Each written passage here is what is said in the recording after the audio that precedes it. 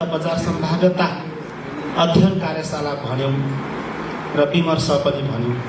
त्यो चाहिँ के थियो भन्दाखेरि लिम्बू चलचित्र जगतमा विशेष प्राज्ञिक क्षेत्रमा काम गर्नको निमित्त यो कुराहरूलाई हामीले बहस गर्यौँ। यो ब्यानर चाहिँ यो हो, तर त्यसभित्र चाहिँ हामीले अध्यक्षज्यू विशेष गरी दिनेश डिजीज्यू अध्यक्ष आइसकेपछि विशेष नेपाली चलचित्र जगतमा दक्ष नेपाली चलचित्र कर्मी उत्पादन गर्नुपर्छ भन्ने कुरा चाहिँ उहाँले बारम्बार भन्दाखेरि जसले हामीलाई पनि पिन्च परिरहेको थियो। हाम्रो समस्या पनि नेपाली सिने जगतमा भनौँ या आदिवासी चलचित्र जगतमा भनौँ या त लिम्बू चलचित्र जगतमा दक्ष जनशक्तिको कमी हो भन्ने हामी सबैले थाहा भइरहेको कुरा हो। चलचित्र किन नराम्रो हुन्छ, चलचित्र किन फ्लप खान्छ, चलचित्रले किन व्यापार गर्न सक्दैन, त्यसको प्रमुख कारण नै दक्ष जनशक्ति।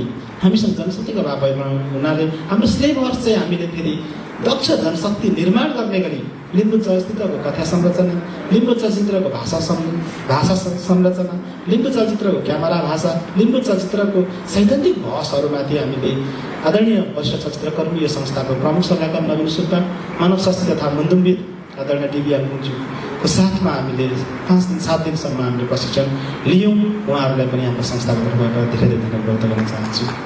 हामीले यो ब्यानरमा चाहिँ किन राख्यौँ भन्दाखेरि हाम्रो प्रस्तावनामा चलचित्र विकास बोर्डसँग हाम्रो सम्झौता पत्रमा चाहिँ हामीले लिम्बू चलचित्र निर्माण तथा सम्भाव्यता अध्ययन भन्ने हाम्रो सम्झौता भएको थियो। यहाँहरूलाई पनि प्रश्न गर्नु, किनभने हामीले केही कुरा हामी राज्यभित्र बसिसकेपछि केही कुराहरू हामीले स्वीकार्नुपर्ने हुन्छ। जसले गर्दा तथापि हामी गर्वका साथ के भन्छौँ, अध्यक्षज्यूको शब्द सापले लिएर भन्नुपर्दाखेरि, नवीनदाईको कुरा जस्तो भन्नुपर्दाखेरि नेपालमा साँच्चीकै आदिवासी चलचित्र जगतमा भइरहेको बजेट विनियोजनहरू गलत प्रयोग भइरहेको छ त, मिसयुज भइरहेको छ त भन्ने कुरामा हामी प्रत्येक आदिवासी चलचित्र कर्मीहरू सेन्सिटिभ हुनुपर्छ, हामी संवेदनशील हुनुपर्छ भनेर मैले सबै आदिवासी चलचित्र कर्मी साथीहरूलाई पनि म बेला बेला सम्झाउने गर्छु, भन्ने गर्छु, मेरो आइडियाहरू सेयर गर्ने गर्छु। यहाँ धेरै जातीय चलचित्र कर्मी हामी यो देशमा नेपाल आदिवासी जनजाति चलचित्र महासङ्घमा आबद्ध हामी 14वटा जातीय चलचित्र कर्मी सङ्घमध्ये 8-10वटा जातीय चलचित्र कर्मीसँग हामी यही छौँ। उहाँहरूलाई म हार्दिकताका साथ किन पनि यहाँ चाहिँ धन्यवाद व्यक्त गर्न चाहन्छु। र उहाँहरूले निम्त गरे भन्दाखेरि हामी चलचित्रमाथि विमर्श गर्दैछौँ। नेपाली सिने जगतलाई युटर्न गराइदिने आदरणीय नवीन सुब्बाज्यू अनि चलचित्र विकास बोर्डको अध्यक्षज्यू भएको बेलामा हामी बिचमा केही संवादहरू होस्, छलफलहरू होस् भन्ने हामी चाहन्थ्यौँ। र तपाईँको कुरा पनि सुन्नुपर्ने थियो। समयको व्यस्तताका कारण विभिन्न जातीय चलचित्र कर्मी सङ्घबाट पाल्नुभएका अतिथिज्यूहरू, महानुभावहरू, विद्वत वर्गहरूमा आज कार्यक्रमको समयको बावजुदले गर्दाखेरि समय छोटो भएकाले तपाईँहरूको मन्तव्य, तपाईँहरूको प्राज्ञिक बहसहरू सुन्न पाइएन। जुन कार्यक्रम अर्को कार्यक्रममा हामी जोड्ने नै छौँ र हामी गर्वका साथ के भन्छौँ भन्दाखेरि लिम्बू चलचित्र निर्माणमा दक्ष जनशक्ति निर्माण गर्ने क्रममा हामी लागिरहेका छौँ। म त जहिले भन्ने गर्छु, हाम्रो समुदाय कुरा गर्ने भने लिम्बू सिने जगतमा, लिम्बू चलचित्र जगतमा लिम्बू समुदायलाई, हामी कलाकारलाई गर्ने सहयोग योभन्दा धेरै हुन सक्छ जस्तो मलाई लाग्दैन। मैले बारम्बार चलचित्र कर्मी साथीलाई भन्दाखेरि हो। त्यसले गर्दा हामी सचिनु पर्ने चाहिँ चलचित्र कर्मीहरू सचिनु पर्ने अवस्था छ। लिम्बूहरूको चाहिँ लिम्बू समुदायले जति हामीले सहयोग गऱ्यौँ, जति माया गऱ्यौँ, जति सौजन्य गऱ्यौँ, जति स्पोन्सर गऱ्यौँ, होइन, जति सहयोग गऱ्यौँ, त्यो सहयोग गरे जस्तो हामीले लिम्बू चलचित्र चाहिँ हाम्रो आउटपुट चाहिँ हामीले दिन सकेनौँ। त्यो कुरा हामीले स्वीकार्नुपर्छ, त्यो कुरा हामीले आत्मार्जना गर्न सक्नुपर्छ र म त्यो स्वीकार्न चाहन्छु।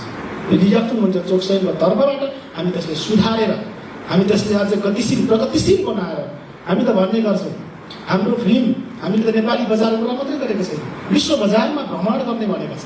हाम्रो सिने जगतले त्यो Toronto, Busan, Berlin, Cannes, Oscar आफ्नै ठाउँमा छ, तर विश्व बजारबाट कम्तीमा पनि लिम्बू सिने जगतले भोलि यो देशको आर्थिक बजेट जति त लिम्बू सिने जगतले हाम्रो समाजमा पैसा भित्राउनुपर्छ भन्ने एउटा सपना बोकेर, सपना देख्न त पाइयो होला नि, सपना देख्नलाई त कुनै पैसा चाहिँदैन, सपना देख्नलाई कुनै समय पनि चाहिन्छ जस्तो लाग्दैन, सपना देख्नलाई केही दिन लाग्छ जस्तो लाग्दैन। हामी त्यो सपना बोकेर अघि बढिरहेको अवस्थामा चलचित्र विकास बोर्डले हामीलाई साथ दिनुभयो, सहयोग गर्नुभयो। मलाई लाज लागिरहेछ, यो कार्यक्रम त याक्थुङ मुन्चोक चोक्सहरूले हामी आफैले गर्नुपर्थ्यो। धेरैले भन्ने गर्छ, नवीनदाईले गाली गर्नुहुन्छ, जब आर्थिक वर्ष गर्मी जेठ असार लागेपछि तिमीहरू तात्तिन्छौ भन्नुहुन्छ। तथापि हामी याक्थुङ मुन्चोक चोक्सहरूले हिउँदोमा पनि कार्यक्रम गर्दै आएका छौँ। तपाईँहरूले कति जानकारी छ? हामीले हिउँदोमा पनि, बर्खामा पनि चलचित्र सम्बन्धी बहसहरू दक्षता हासिल गर्ने कुरामा, दक्ष जनशक्ति निर्माण गर्ने कुरामा हामीले मङ्सिर पुस्ता पनि कार्यक्रम गरेका छौँ। त्यो हाम्रो आफ्नै खर्चले गरेका छौँ। तपाईँहरूसँग यहाँ स्मारिका मुन्चैत भन्ने स्मारिका चाहिँ सबै अतिथिहरूले एउटा एउटा चाहिँ उपहार वितरण गर्ने भनेर हामीले ल्याएर आएका छौँ। तथापि समयले साथ दिएन। अब यस कार्यक्रमपछि तपाईँहरूलाई वितरण गर्ने उपहारहरू वितरण गर्ने कार्यक्रम पनि छ। अतिथिज्यूहरूलाई म हार्दिक अनुरोध गर्न चाहन्छु।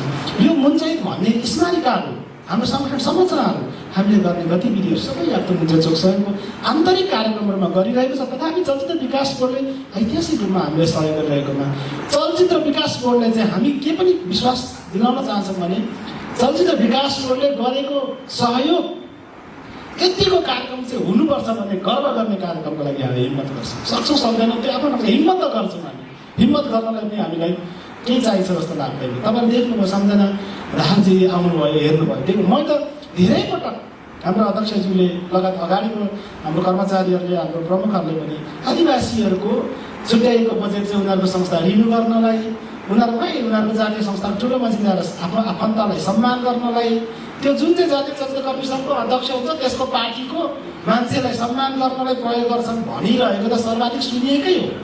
त्यसैले गर्दा पनि हामीले सुरुको दिनदेखि आजको अन्तिम दिनसम्म प्रत्येक दिनको फोटो भिडियो खिचेर हामी चलचित्र विकास बोर्डका कर्मचारीज्यूहरूले हामीले बुझिरहेका छौँ।